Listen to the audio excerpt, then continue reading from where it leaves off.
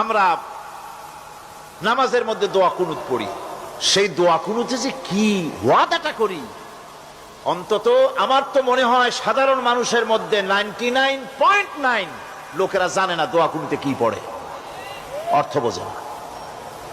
দোয়া কুনুতের মধ্যে বলা হচ্ছে আল্লাহুম্মা ইন্না নাস্তাঈনুকা, আয় আল্লাহ আমি তোমার কাছে সাহায্য চাই।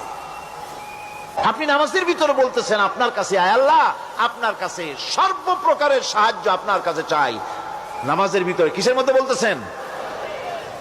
এরপরে বলতেছেন ওয়ানাস্তাগফিরুকা, তোমার কাছে ক্ষমা চাই, গুনাহ করেছি, অনেক গুনাহ করেছি, তোমার কাছে ক্ষমা চাই, কারণ সাহায্য করতে পারো তুমি, গুনাহ মাফ করতে পারো তুমি।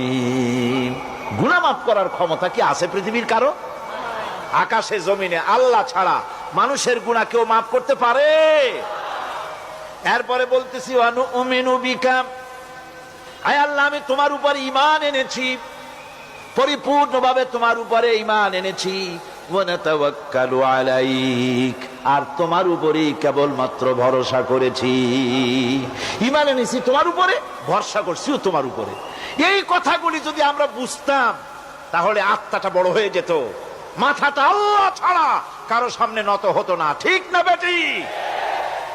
এরপরে বলছি ওয়ানুসনি আলাইকাল খায়র, সর্বপ্রকার কল্যাণের সাথে তোমার প্রশংসা করতেছি। ওয়ানাশকুরুকা, আর তোমার কৃতজ্ঞতা স্বীকার করছি, আমি তোমার শুকর আদায় করি, সর্ব ব্যাপারে তোমার শুকর আদায় করি। আর কি করি? ওয়ালা নাকফুরুকা, আমি কুফরি করি না, অকৃতজ্ঞ নই, আমি তোমার কৃতজ্ঞ বান্দা, আমি অকৃতজ্ঞ নই। একথা আপনি নামাজের মধ্যে বলেন, কিন্তু কৃতজ্ঞতা স্বীকার করেন না। ওয়ানাখলাউ ওয়ানাতরুকু মাইয়াফজুরুকা, আর আমি ওয়াদা করতেছি এই কথা, তোমার সাথে যারা প্রকাশ্য দুশমনি করে, যারা প্রকাশ্য গুনার মধ্যে লিপ্ত আছে আর তোমার সাথে দুশমনি করে, ওদের সাথে আমার সমস্ত সম্পর্ককে ছিন্ন করে দিলাম। দেখছেন নামাজে কি কইলেন আপনি? আপনি নামাজে কত বড় কথা বললেন। ওয়ানাতরুকু মাইয়াফজুরুকা, আয় আল্লাহ আমি ওয়াদা করছি তোমার সাথে যারা দুশমনি করে, যারা প্রকাশ্য গুনাহ করে, তাদেরকে আমি পরিত্যাগ করছি, তাদের সাথে আমার কোনো সম্পর্ক নাই। এই কথা বলার পরে আপনার সম্পর্ক কার সাথে একটু চিন্তা করেন তো। আপনার বন্ধু কারা? ইলেকশন আসলে ভোট দেন কাদেরকে?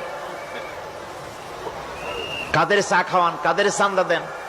একটু চিন্তা করেন।